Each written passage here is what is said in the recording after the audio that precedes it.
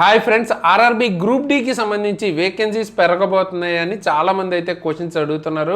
And ఈ notice గురించి కూడా స్పెసిఫిక్గా అడుగుతున్నారు అనమాట. సో పెరిగే ఛాన్స్ ఉందా లేదా, అసలు ఈ నోటీస్ ఏంటి అన్న దాని గురించి మాట్లాడుకుందాం, ఓకేనా. రీసెంట్గానే మనకి January 6th వచ్చిన నోటీస్ కూడా కాదు, ఇది ఏంటంటే all India railway men's federation అని ఉంటుంది మనకి, ఎంప్లాయీస్కి సంబంధించిన ఒక యూనియన్ లాంటిది అనమాట. అయితే వీళ్ళు గ్రూప్ డీకి సంబంధించి వేకెన్సీస్ విషయంలో ఒక రిక్వెస్ట్ అయితే చేశారు రైల్వే బోర్డ్ని. సో ఇది ఇంపార్టెంట్, అంటే దీన్ని డెఫినెట్గా కన్సిడర్ చేస్తారని చెప్పలేం, కానీ కన్సిడర్ అయితే చేస్తారు, చేసే ఛాన్సెస్ అయితే ఉన్నాయి. ఓకే, సో అసలు ఈ నోటీస్లో ఏం మెన్షన్ చేశారు, వీళ్ళు ఏం రిక్వెస్ట్ చేశారు అన్నది చూద్దాం. అండ్ పెరిగే ఛాన్సెస్ ఎంతవరకు ఉన్నాయి, అండ్ ఉంటే ఎంతవరకు పెరిగే ఛాన్సెస్ ఉన్నాయి మాట్లాడుకుందాం. అండ్ వర్క్షాప్ వేకెన్సీస్ గురించి కూడా మీరు చూసుకున్నట్టయితే ఇంతకు ముందుతో పోలిస్తే చాలా వర్క్షాప్ వేకెన్సీస్ తగ్గిపోయాయి అనమాట ఈసారి నోటిఫికేషన్లో. దాని గురించి కూడా ఈ నోటీస్లోనూ మెన్షన్ చేశారు, మనం కూడా మాట్లాడుకుందాం. సో దానికి సంబంధించి అసలు ఇక్కడ మనకి సబ్జెక్ట్ దీనిలో ఏమి ఇచ్చారో చూడండి ఒకసారి. సబ్జెక్ట్లోనే మీకు క్లారిటీ వచ్చేస్తుంది. సబ్జెక్ట్ ఏంటి? Request for revision of vacancy assessment for group D recruitment 2026 level 1 7th CPC.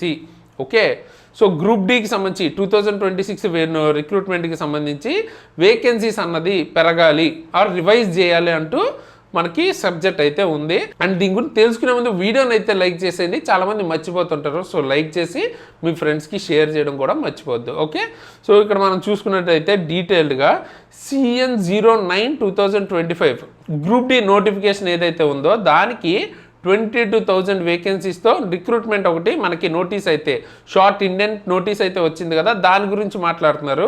అందులో మనకి వేకెన్సీస్ చూసుకుంటే పాయింట్స్ మెన్ కావచ్చు, assistant track maintainer, assistant loco shed, ఇలా రకరకాల పోస్టులు అయితే ఉన్నాయి.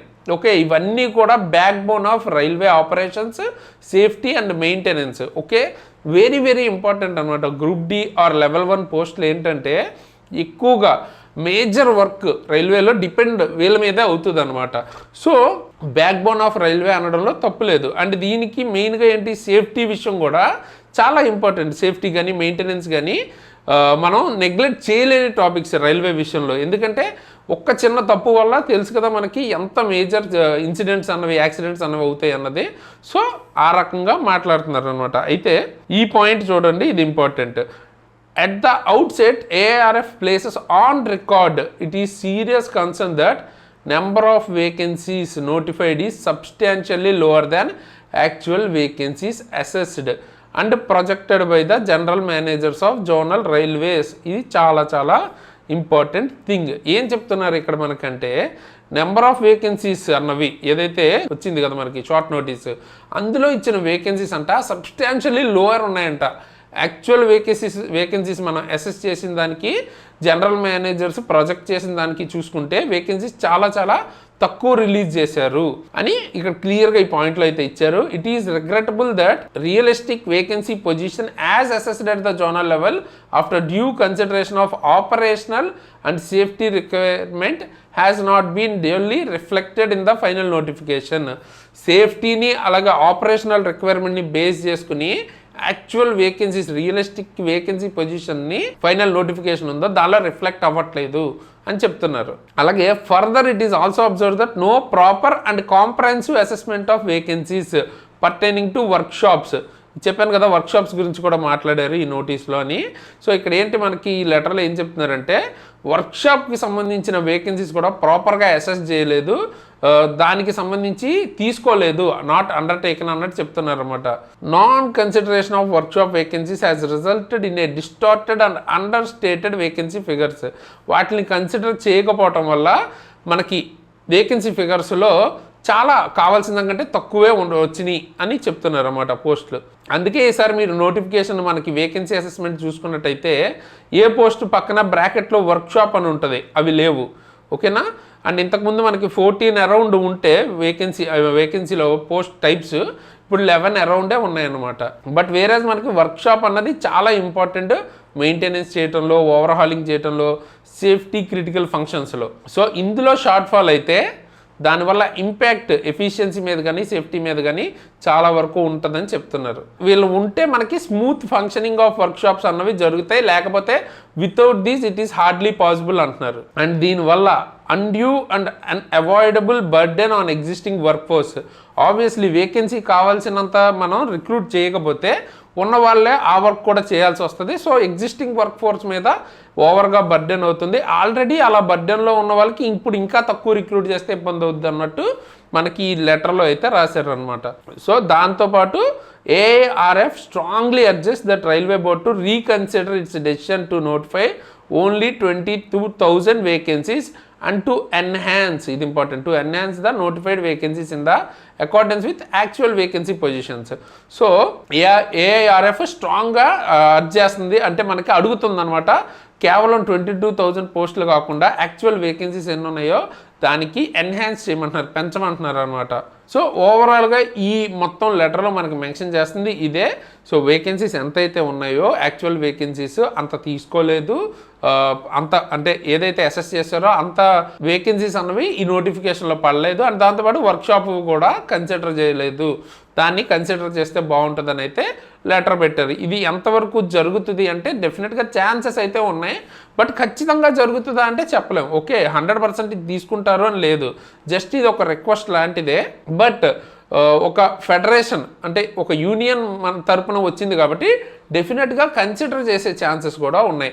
సో కొంతవరకు పెరిగే ఛాన్సెస్ కూడా ఉన్నాయన్నమాట. ఓకే, నార్మల్గా ఈ లెటర్స్ ఇటువంటివి ఏమీ లేకపోతే పెరిగే ఛాన్సెస్ చాలా తక్కువ ఉంటాయి, బట్ ఇలాంటివి జరిగినప్పుడు ఇంకొంచెం ఎక్కువ ఛాన్సెస్ ఉంటాయి.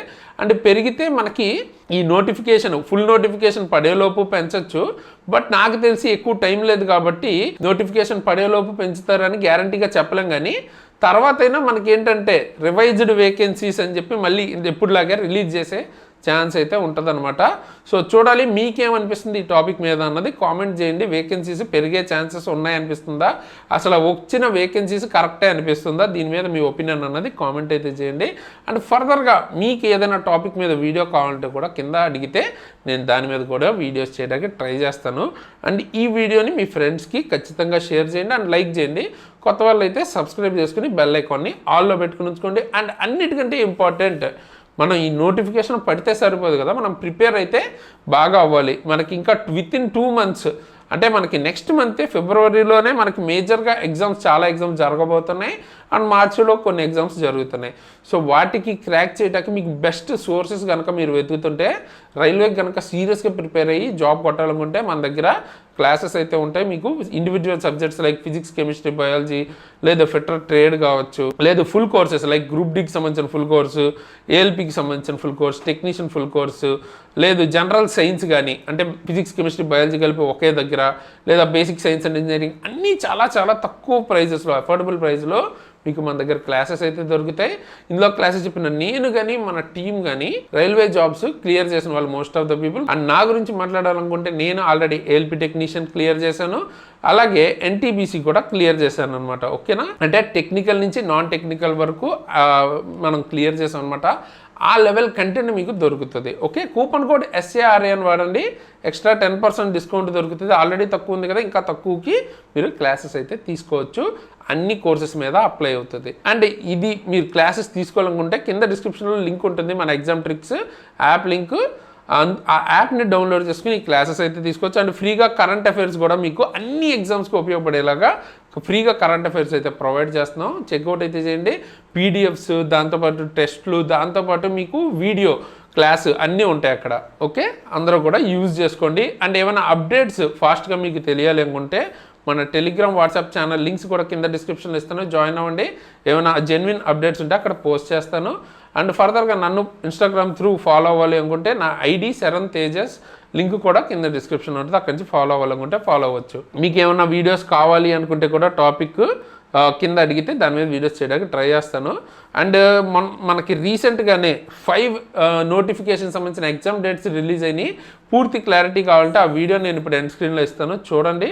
దాంతోపాటు ఫ్రీగా మనం కరెంట్ అఫైర్స్ అన్ని ఎగ్జామ్స్కి ఉపయోగపడేలాగా కవర్ చేస్తున్నాం. ఆల్రెడీ 2025కి సంబంధించిన కరెంట్ అఫైర్స్ మొత్తం మీకు అక్కడ దొరికేస్తాయి.